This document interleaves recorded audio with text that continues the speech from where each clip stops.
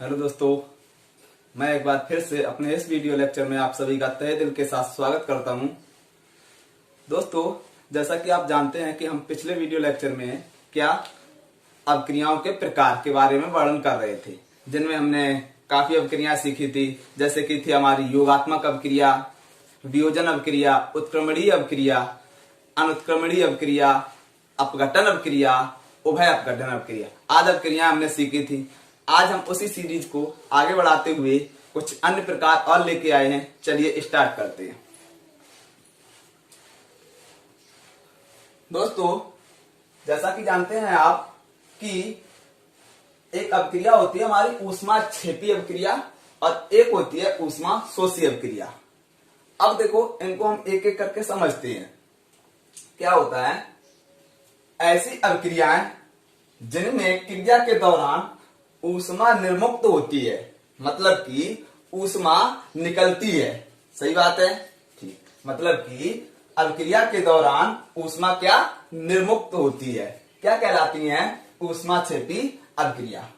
ठीक है, इसका हम एग्जांपल देखते हैं। जैसे हमने H2 गैस ली, हाइड्रोजन गैस ली और ऑक्सीजन O2 ऑक्सीजन गैस ली। जब इनकी आपस में हम क्रिया कराते हैं तो आपको पता है क्या जल बनता है? H2O। सही बात है? ठीक। जो कि लिक्विड के फॉर्म में होता है। लिक्विड मतलब कि द्रव के रूप में होता है ये। अब देखो, जब ये क्रिया होती है तो इसमें से कुछ ऊष्मा बाहर निकलती है, जो कि है हमारी 136 मतलब 136.8 किलो कैलोरी। इतनी ऊष्मा का क्या होता है? ये निकलती है, बाहर निकलती है। ठीक। आगे देखो, इसी प्रकार है जब हम कार्बन जो कि सॉलिड के फॉर्म में होता है, ठोस, ठीक है, और ऑक्सीजन जो कि गैस के रूप में होती है, इनको जब हम आपस में रिएक्शन करवाते हैं तो क्या कार्बन डाइऑक्साइड CO2 बनके तैयार होती है, जो कि गैस के रूप में होती है। अब जब ये क्रिया होती है तो इसमें 94.0 किलो कैलोरी क्या ऊष्मा बाहर निकलती है। आई बात समझ में? उम्मीद करता हूं आपको समझ में आ रहा होगा। जैसा कि आपको पता है कि वे क्रियाएं जिनमें क्रिया के दौरान ऊष्मा क्या होती है? निकलती है। बहुत आसान है, क्या कहलाती है? ऊष्माक्षेपी अवक्रियाएं। ठीक। आगे देखते हैं हम। ठीक इसका उल्टा क्या होता है? ऊष्मा शोषी अवक्रियाएं। ऐसी अवक्रियाएं जिनमें क्रिया के दौरान ऊष्मा अवशोषित होती है, मतलब कि ऊष्मा का शोषण करता है। ठीक है, देखिए क्या है? ऊष्मा शोषी अवक्रिया कहलाती है। जैसे नाइट्रोजन और ऑक्सीजन गैस है, नाइट्रोजन और ऑक्सीजन गैस है, इन्होंने जब आपस में क्रिया करेंगे तो इसे 42.0 किलो कैलोरी की ऊष्मा की आवश्यकता होगी। तब हमारी क्या NO, ठीक है, नाइट्रस ऑक्साइड गैस बनाती है। क्लियर हुई बात? ठीक। उसी प्रकार क्या है? कार्बन सॉलिड के फॉर्म में लेंगे, यहां पे सॉलिड होता ही है। उसके बाद H2O जो कि गैस है हमारी, ये होता तो लिक्विड भी है, लेकिन हम इसे क्या गैस के रूप में लेंगे, इसकी भाप लेंगे, किसकी? H2O की। ठीक। तो अब इनकी जब हम क्रिया कराते हैं मेरे प्यारे दोस्तों, क्या होता है? देखो 131.4 किलो कैलोरी ऊष्मा की आवश्यकता होती है। मतलब इतनी ऊष्मा का ये क्या करता है? शोषण करता है। ठीक है। फिर हमारा क्या बनता है? Carbon dioxide plus H2 gas. ये भी गैस है, ये भी गैस है। मतलब कि क्या है? सीधी सी बात है, समझो दो अवक्रियाएं हैं, इनमें क्या है? एक है ऊष्माक्षेपी, एक है ऊष्मा शोषी। मतलब कि वे अवक्रिया जिनमें अवक्रिया के दौरान क्या ऊष्मा निर्मुक्त होती हो, क्या कहलाती है? ऊष्माक्षेपी। अब वे अवक्रिया जिनमें ऊष्मा का क्या अवशोषण होता हो, ऊष्मा को शोषित करती हो, क्या कहलाती हैं? ऊष्मा शोषी अवक्रियाएं। सही बात है? इसका आप स्क्रीनशॉट ले लीजिए। आगे हम अन्य प्रकार और लेके आते हैं। चलिए आगे उपचयन अभिक्रिया। अब ये क्या होती है, देखो इसको इंग्लिश में कहते हैं ऑक्सीडेशन, OXIDATION।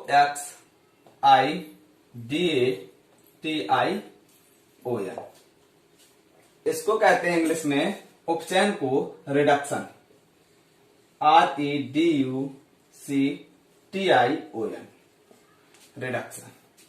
अब देखो अपक्रिया के दौरान, इसको समझते हैं हम, अपक्रिया के दौरान किसी पदार्थ में ऑक्सीजन की जब वृद्धि होती है उपचयन अभिक्रिया कहलाती है। मतलब कि कोई अभिक्रिया हो रही हमारी, उसमें क्या हो रहा है, जब ऑक्सीजन की वृद्धि होगी तो क्या होगी, उपचयन अभिक्रिया या ऑक्सीडेशन। सीधी सी बात है, उपचयन का मतलब होता है ऑक्सीजन का जुड़ना और अपचयन का मतलब होता है ऑक्सीजन का मतलब ह्रास होना, कम होना।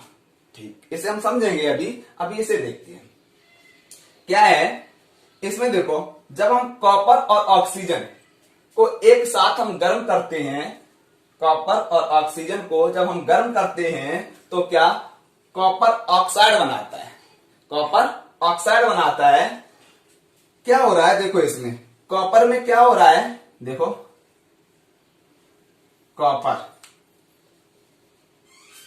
कॉपर में ऑक्सीजन की वृद्धि हो रही है, इसमें हो रही कि नहीं। देखो यहां पे कॉपर में ऑक्सीजन नहीं था, अब जब गर्म होके क्या कॉपर ऑक्साइड बना तो इसमें आपको दिख रहा है कि ऑक्सीजन आ गया। तो सीधी सी बात है, कॉपर में ऑक्सीजन की वृद्धि हो रही है। और वही तो कह रहा है कि जब अभिक्रिया में क्या होती है, ऑक्सीजन की वृद्धि होती है तो क्या होता है उसमें, उपचयन अभिक्रिया। सही बात है। अब आगे देखो अपचयन अभिक्रिया, मतलब इधर वृद्धि हो रही, ये उसका ठीक विपरीत है। क्या होगा इसमें, इसमें कमी होगी। वही है, देखो किसी पदार्थ में अभिक्रिया के दौरान ऑक्सीजन का जब ह्रास होता है, जब हम कॉपर ऑक्साइड को हाइड्रोजन गैस के साथ गर्म करते हैं तो क्या हो रहा है, देखो इधर कॉपर के साथ ऑक्सीजन था, इधर कॉपर में क्या हुआ, कॉपर में ऑक्सीजन की कमी हुई, मतलब ह्रास हुआ। सही बात है। तो जब ऑक्सीजन में कमी होगी तो क्या होगा, अपचयन अभिक्रिया, और जब ऑक्सीजन में वृद्धि होगी तो क्या होगा, उपचयन अभिक्रिया। ठीक है, देख रहे हैं ना, इधर देखो कॉपर में क्या हो रहा है, ऑक्सीजन की वृद्धि, और इधर क्या हो रहा है, कॉपर में ऑक्सीजन की कमी। सही बात है। अब देखो आगे देखते हैं, आगे यहां वो है उपचयन और अपचयन अभिक्रिया, मतलब उपचयन अपचयन एक साथ देखेंगे। उपचयन अपचयन अभिक्रिया को हम रेडॉक्स अभिक्रिया भी कहते हैं। अब इसको रेडॉक्स अभिक्रिया क्यों कहते हैं ये हम जानेंगे। देखो उपचयन को इंग्लिश में कहते हैं ऑक्सीडेशन, इसका लिया हमने OX, और इसको इंग्लिश में कहते हैं रिडक्शन, तो इसका लिया हमने रेड। अब जब इन दोनों को हम मिलाते हैं तो ये बन जाता है रेडॉक्स।